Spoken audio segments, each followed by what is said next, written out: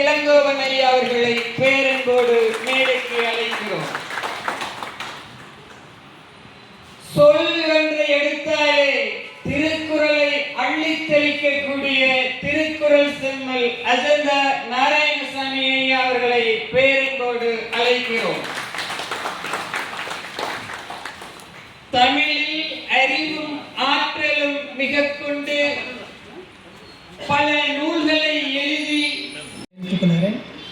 காலம் கருதி மேடையில் அமர்ந்திருக்கும் பெரியவர்களை தனியாக பெயர் சொல்லி விழித்து அழைக்காமல் முக்கியமாக நான் பேசப்போவது உங்களுடைய மாணவர்களுக்காகவும் பெற்றோர்களுக்காகவும் தான்.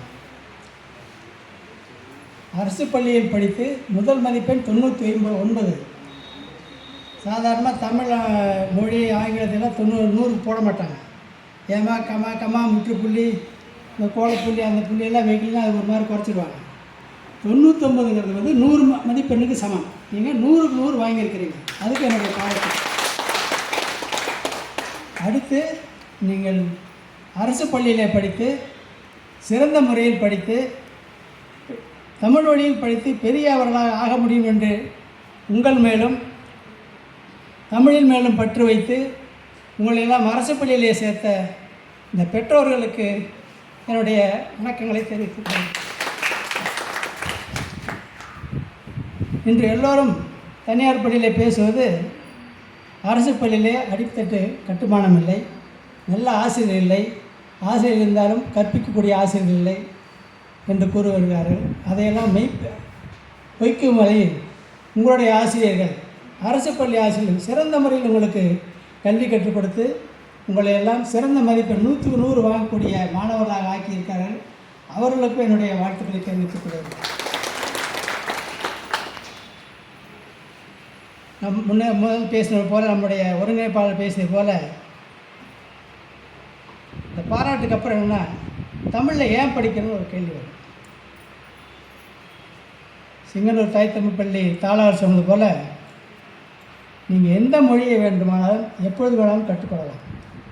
ஆனால் தாய்மொழி நீங்கள் 1 வயது முதல் கற்க வேண்டும். அதுதான் நம்முடைய தாயினுடைய முகம்தான் நம்முடைய முதல் மொழி. தாய் தான் நமக்கு வந்து கல்வியை கற்றுக் கொடுக்கிறார்கள். இந்த தமிழ் மொழி மட்டுமல்ல, உலகம் முழுக்க உள்ள எல்லா தாய்மொழியிலுமே அவர்களுக்கு சேர்ந்தது. அந்தந்த மக்களுக்கு அவருடைய தாய்மொழி முக்கியம்.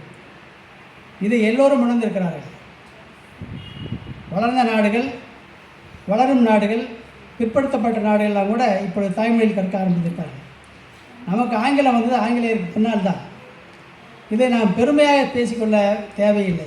ஏன்னா நம்மளே சொன்னாங்க, நம்ம தமிழ் மொழி 5000 6000 ஆண்டுகள் பழமையானது, இலக்கிய வளம் கொண்டது, இலக்கண வளம் கொண்டது. இந்த தமிழ் மொழியை நாம் எங்கும் என்றும் மறக்கக்கூடாது. எங்கும் சென்றுமெல்லாம் எடுத்து செல்ல வேண்டும்.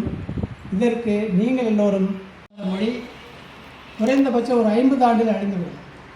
நாம் படித்தால் மட்டும் போதாது, எழுதினால் மட்டும் போதாது, பேச்சு வழக்கில் நம்முடைய தமிழ் இருக்க வேண்டும். நான் எங்கே பார்த்தாலும் தமிழனை தவிர மற்றவெல்லாம் மலையாளி பாரு, தெலுங்கு பாருங்கள், ஹிந்திக்காரன் பாருங்கள், அவன் 2 பேர் சந்திச்சுட்டாலும் அவங்க மொழி தான் பேசிக்கிறான். தமிழன் மட்டும்தான் நம்ம ஆங்கிலத்தில் பேசுகிறோம். அது நம்ம ஊர் தமிழர்கள் தான், தமிழ்நாட்டு தமிழர்கள். இலங்கை வாழ் தமிழர்கள் அவங்க பேசுகிறதே இல்லை. நான் நிறைய வெளிநாட்டுக்கு போயிருக்கேன். அங்கே வந்து தமிழன்னு சொன்னால் இலங்கை தமிழ் தான் சொல்லுவாங்க. கனடாவிலேயே, ஆஸ்திரேலியாவிலேயே, மலேசியாவில், சிங்கப்பூர் எல்லாத்துக்கும் இருக்காங்க. நம்ம தமிழர்கள் அவங்க மதிக்கிறதே இல்லை. நீங்களாம் தமிழர்களே இல்லை, நீங்களாம் மாறிட்டீங்க அப்படின்னாங்க. இன்றைக்கி தமிழை வளர்க்குறவங்க உண்மையில் உலகம் முழுக்க தமிழ் வளர்ந்துன்னு சொல்லியிருக்கோம். எல்லா நாட்டிலையும் இருக்குது. அதை வளர்க்கவர்கள் புலம்பெயர்ந்த இலங்கை வாழ் தமிழர்கள். அவர்கள் எப்படி இந்த தமிழை கொண்டு சென்றார்கள்? அவர்கள் தமிழ் படித்தார்கள். தமிழை வைத்துவிட்டு உலகம் முழுவதும் சென்றார்கள். உலகம் முழுக்க தமிழை பார்க்கிறார்கள். அதற்கு காரணம் அவருடைய மொழி அறிவு தான். ஆங்கிலம் பிற்பாடு கற்றுக்கொண்டிருக்கிறார்கள். ஆகவே குழந்தைகள் தமிழில் பேச வேண்டும். அது முக்கியமான பகுதி. நீங்கள் கட்டுமிட்டாமல் பத்தாது. நம்ம பெற்றோர்கள்லாம் சொத்து சேர்ப்போம், காடு தோட்டம் வாங்கி வைப்போம். இது எதுக்குன்னா பிள்ளைகள் நாளைக்கு ஆகும் அப்படின்னு சொல்லுவோம். இது மட்டும் பத்தாது. நம்முடைய மொழியை அடுத்த சந்ததியினருக்கு நாம் கொண்டு செலுத்த வேண்டும். நம்முடைய பண்பாட்டை கொண்டு செலுத்த வேண்டும், கலாச்சாரத்தை கொண்டு செலுத்த வேண்டும்.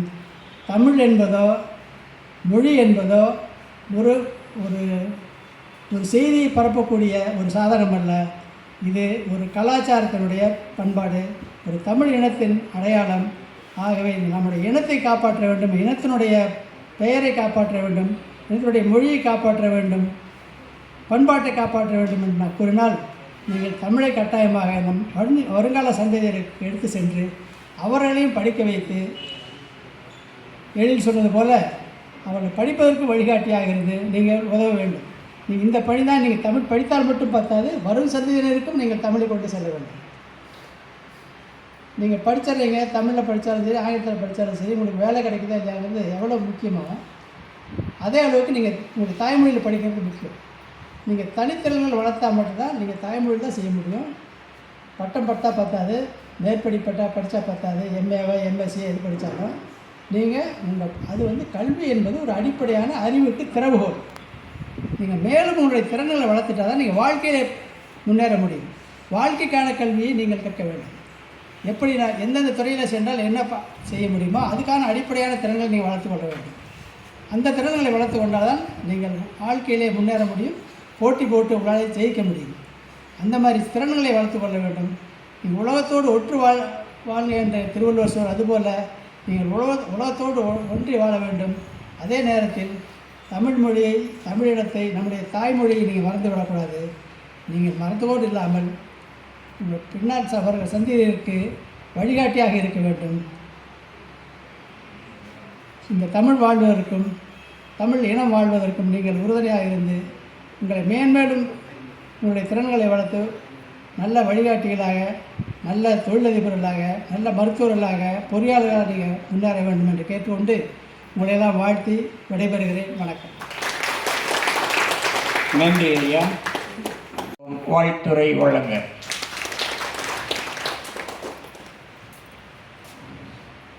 தமிழை பெருமைப்படுத்தும் சான்றோர்களை வணங்குகிறேன். தமிழில் புது யுகம் படைக்க சாதனை படைத்த மாணவர்களுக்கு நான் வாழ்த்துக்களை தெரிவித்துக் கொள்கிறேன்.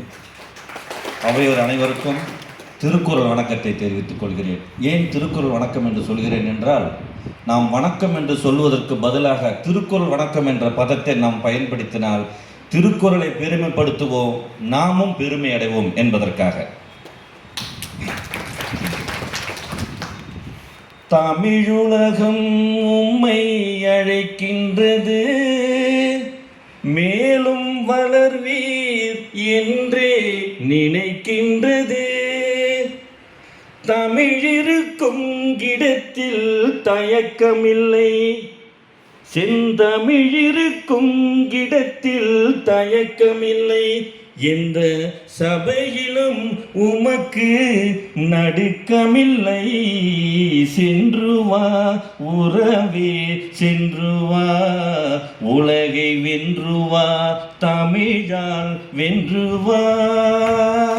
சென்று வா உறவே, சென்று வா உலகை வென்று வா, தமிழால் வென்று வா என்று வாழ்த்தி வாய்ப்புக்கு நன்றி கூறி விடைபெறுகிறேன். நன்றி, வணக்கம். ஐயா அவர்களுக்கு நன்றி.